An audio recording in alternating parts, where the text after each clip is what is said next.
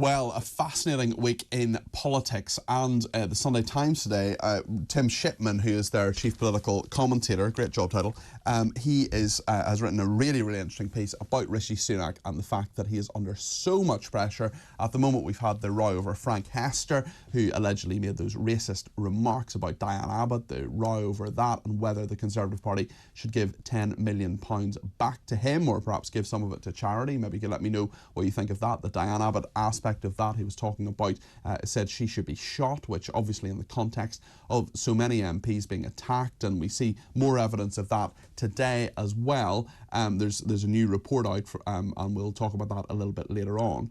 There's lots going on, and I had a long chat actually with a senior Conservative this morning who rang me just to talk through a few of the issues, and there are at least 3 different factions within the Conservative Party here trying to get rid of Rishi Sunak. We're hearing about indecision in 10 Downing Street, even annoyance from people like Alex Chalk, the Justice Secretary. He is someone who's pretty mild-mannered, actually bumped into him on Friday at an event, and he was apparently very annoyed that Number 10 can't make a decision in regard to our overcrowded prisons, something we talked about on this show yesterday. Do you do you build more prisons, do you extend sentences, or do you let people out? Well, he just wanted a decision, apparently, according to the Sunday Times, from Number 10 and didn't get that. There are lots and lots of people who are very annoyed, including Jane, who has been in touch. She says, "Morning, Peter. What did these MPs think was going to happen when they removed Boris and installed Rishi? They brought this on themselves. No thanks to Penny," says Jane. And I think there's a lot in that, actually, when you have Rishi Sunak, who was not elected by the members of the Conservative Party, of course, and now this thought that there should be almost a papal conclave kind of idea where MPs get in a room and don't emerge until they have decided who the next leader of the Conservative Party is. Well, what about Conservative Party members? I know there are some who watch and listen to this programme who will be asked in a few weeks and are indeed at the moment, this weekend, maybe even this morning, going out, knocking doors and asking people to vote Conservative in the local election. Meanwhile, Keir Starmer strokes his cat and is very happy, I would imagine, that this is going on. The Conservatives are tearing themselves apart. He's 20, 25, 27 points ahead in some of the polls, depending on which you look at. And it looks as if we're on a glide path to a Labour victory. What about Reform UK? Lee Anderson defecting to them. Very, very interesting move there. Does Nigel Farage come back? There's loads to talk about, and Benedict Spence is with us. He's a political commentator. But just before we go to Benedict, I want to watch a little clip from Mark Harper, who was asked on Sky News. Now, this is Mark Harper, the Transport Secretary. He was interviewed on Sky News this morning, and he was asked if the Prime Minister would actually lead the Conservatives into the election. Would Rishi Sunak even be in post when there's a general election? Probably in October or November, because we thought it might have been, and well, I didn't think it was ever going to be in May, but some people did. That has been ruled out this week. Here's what Mark Harper had to say to Sky News earlier today. Yes, he will, and he'll take us into that election, and he'll set out very clearly that we're a government with a plan. The plan is working. We're driving down inflation. We're reducing people's taxes. We are going to have the answers for the challenges facing the country in the future. We're the only party that's got a plan to deal with the priorities of the country. He'll take us into that election. He'll set out the choice, and I'm confident when he sets out the choice between our party with a plan, a Labour Party without a plan, that will get that support from the public. I'm going to be supporting him all the way through, and I'm confident that my colleagues will. The Conservative Party keep talking about a plan. We have a plan. Labour would bring us back to square one. Well, this very senior Conservative texted me this morning. He texted me and then we had a phone conversation. This is the text.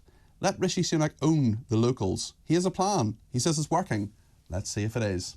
Tongue, I think, firmly in cheek. And DJB has texted me to say, "The Sunak story, really, Peter, the story gets peddled out every few weeks with letters to Graham Brady, etc., but nothing comes of it." Well, I think we might even be closer to Rishi Sunak being removed than we were certainly before. There's a lot of rumblings anyway. Let's see what Benedict Spence thinks about it here, political commentator, frequent contributor to talkTV. Benedict, you're very welcome. Thanks for joining us this morning. What do you make of what is reported, certainly, and has been backed up, really, by some of my conversations this morning with various people, but particularly including that senior Conservative, that Rishi Sunak's days as Prime Minister could be numbered? I think the one thing that was keeping him in place for a very long time was the absence of an obvious candidate or candidates to take over from him in the event that he was removed. You know, after we had the sort of the furore with the last leadership contest, Liz Truss, Rishi Sunak, and then the aftermath, people like Sajid Javid, for example, saying that they're going to stand down at the next election. It isn't immediately obvious who you would go for if you were going to replace Rishi Sunak. And there's also the question of the few people that you might imagine would want to be Tory leader might want to wait until after the inevitable general election defeat to then take up that mantle. But things I think have got so bad now that genuinely people are members of the Tory party, Tory MPs are looking at the situation and thinking to themselves, well, okay, the public might not be very happy if we foist another leadership contest on them again. But actually, are they going to be so unhappy that it's going to make up polling any worse? Because actually things I think have got that bad. Rishi Sunak, who, to all intents and purposes, in a previous life, whilst he was Chancellor, gave the impression of, not a brilliant, but a competent person. Although people did like him when he was giving them lots of money to do nothing.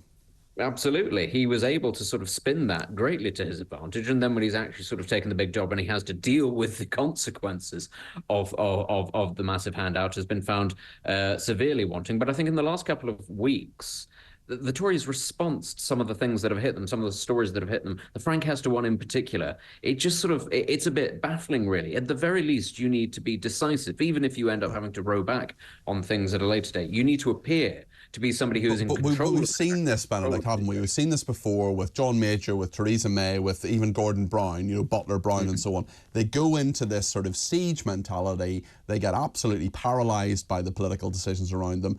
And as that example I mentioned with Alex Chalk that Tim Shipman is reporting today in the Sunday Times, they just can't make a decision because they're worried about all the different implications. Whatever they do, it's wrong. I mean, the Frank Hester thing is so straightforward. Those remarks, whether he made them or not, but he hasn't denied it, are absolutely racist. There's no doubt about it. And that donation, something has to happen. And actually, we're not even talking about the donation, but should the donation be given back to Frank Hester? Do they want to give it back to someone who many people think is racist?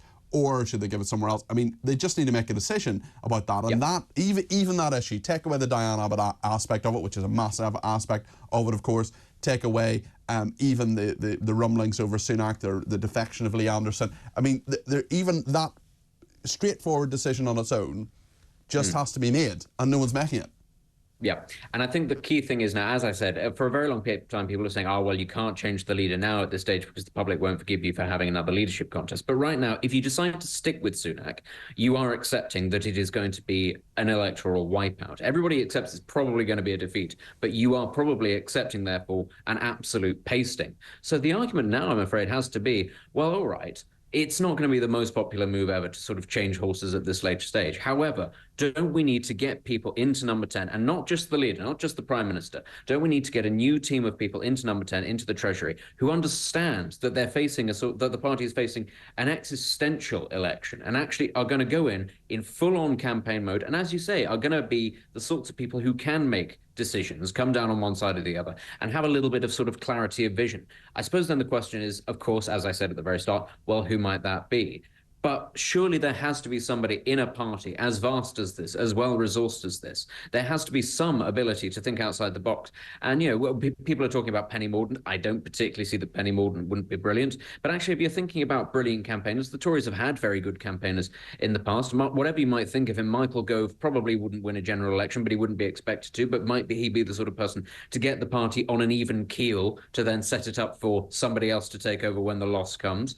There are elements within the party that have got a very good track record. I don't want to say that Boris Johnson would be an option. I don't think he would be at all. But it's not beyond the realms of possibility that there are people out there that you could get on board as part of a team to give the appearance of competency. That's what Sunak did when he brought in David Cameron. And you have to say, of all the decisions that he's made, bringing back David Cameron is probably one of the few that people would probably sit back and go, that's worked out quite well, hasn't it? He appears sort of in control of his brief. He's doing very well. It's, as I say, there has to be a bit of decisiveness now from the party itself. If the Prime Minister is going to be sort of dithering, the party needs to make a decision. Are we going to sit here and accept surrender, or are we going to make a snap decision now and go, right, we're going to take a gamble, we're going to go for broke? Because if we don't take that gamble, disaster is inevitable anyway on the current trajectory.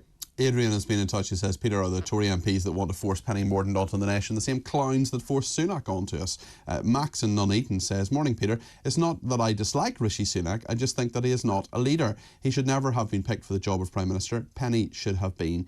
Trevor Jenkins has been in touch. He says, I think people are starting to wake up that a vote for the Tories really is a wasted vote. I will never vote Labour, but Westminster is like a political cartel at the moment, so Reform UK for me. Lots and lots of views. Thank you to Benedict for his contribution. Benedict Spence, political commentator